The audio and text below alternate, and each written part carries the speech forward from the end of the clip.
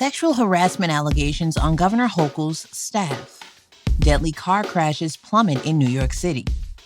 A 4th of July warning. The deal to kill housing at Elizabeth Street Garden. And July's night sky. From WNYC, this is NYC Now. I'm Janae Pierre. Governor Kathy Hochul's top spokesperson is on leave after an allegation of sexual harassment. The New York Times reports Press Secretary Avi Small is being investigated after another Hochul staffer accused him of inappropriate touching. Hochul's communication director says the governor has, quote, zero tolerance for misconduct. The statement confirms an employee was placed on leave, but doesn't name Small. Small did not respond to a request for comment. Deadly car crashes are trending down in New York City, according to new data from the city's transportation department. Officials say 87 people have been killed by drivers across the 5 boroughs so far this year. That total is down 32% compared to the same time last year. It includes 51 pedestrians, 20 motorized or e-bike riders, and 1 regular cyclist, as well as 15 people who were either drivers or passengers inside vehicles. The city credits the Vision Zero program and enhanced enforcement against reckless driving. Friday is the 4th of July. And that means fireworks. But take it easy. New York City officials are reminding you to prioritize fireworks safety. WNYC's Elizabeth Shui has more. The city's health department is encouraging New Yorkers to not light fireworks on their own. Fireworks can cause severe burns and damage to the eyes, head, face, hands, and more. And all consumer fireworks are illegal to use, buy, sell, or transport in the city.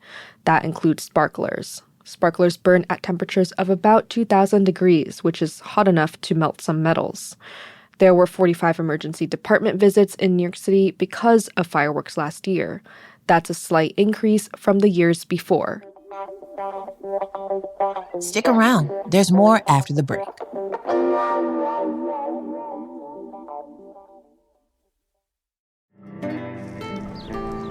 Come with me to the Elizabeth Street Garden in Lower Manhattan. If you're unfamiliar, it's a leafy lot in Nolita, filled with sculptures and shady places to sit. It's a pretty nice spot. Anyway, a years-long saga is entering a new chapter there. For a decade, city officials seemed steadfast about turning it into a senior housing complex. But WNYC's David Brand says, there's some real whiplash here. Back in March, the city's housing agency served an eviction notice to the nonprofit group that runs the Elizabeth Street Garden. Now, they're backing off the plan to build apartments for seniors there. David explains. The city owns the lot, and they were working with a trio of developers, including Habitat for Humanity. But garden supporters wanted to keep the garden, so they sued the city to block the housing plan. And they pleaded with Mayor Adams to back down, preserve this green space, and build the housing somewhere else. Mayor Adams defended the plan, though, despite that, and said the city needs housing everywhere.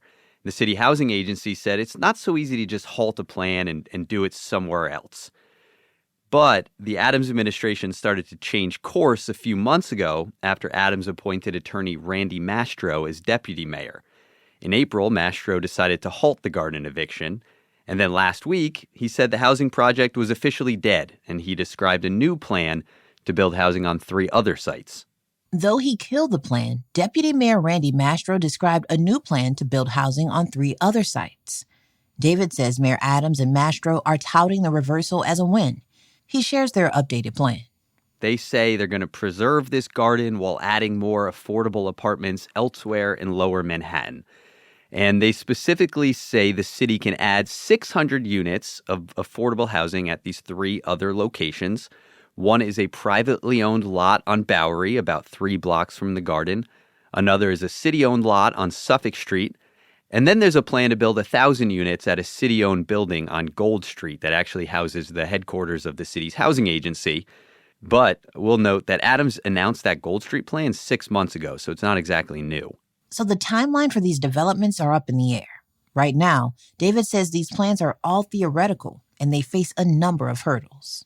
So to start, all 3 locations require rezoning approval from the city. The city hasn't picked a developer for the 2 publicly owned lots. And the local community board covering the Suffolk Street site says they were promised a school.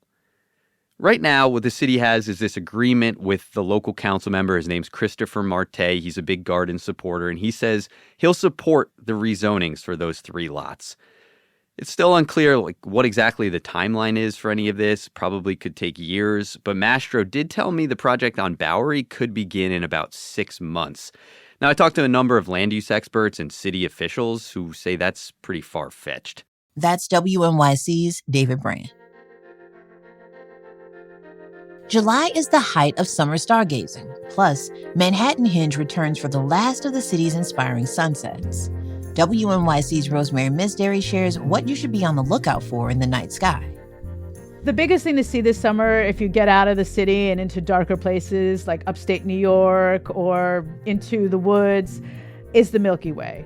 Because it's really high up in the sky, so it's really easy to see. It's a white band across the sky. The Earth is in the Milky Way galaxy, but what you're looking at when you look at the Milky Way up in the sky is you're seeing the galactic center. That's the brightest part of the band, is the galactic center.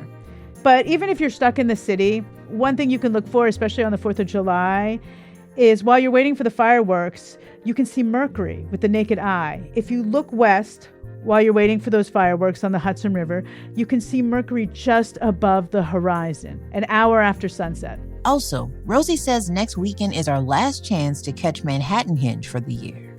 On July 11th, the midpoint of the sun lines up with the grid, and on July 12th, the bottom of the sun lines up with the grid, and it happens around 8:20. And you want to get on those cross streets.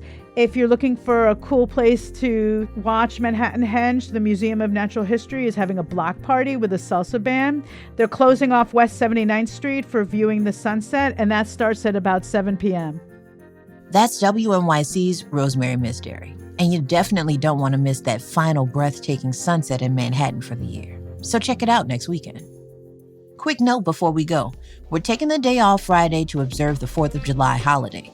Don't worry though, we'll drop 1 episode in the afternoon, so check it out before you head to the holiday festivities.